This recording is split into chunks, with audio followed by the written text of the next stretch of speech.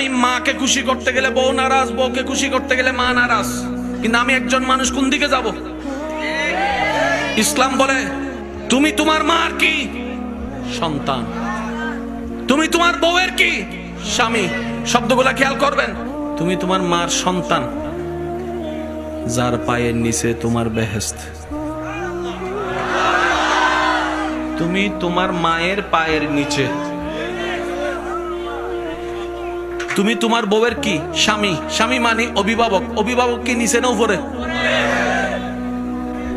মায়ের পায়ের নিচে তুমি, আর বউ তোমাকে মাথার উপর রেখেছে, কারণ তুমি বউয়ের অভিভাবক।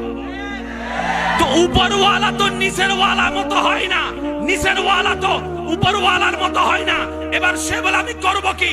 বলে যে শুনো, তুমি মাকে মাথায় রাখো, বউকে বুকে রাখো।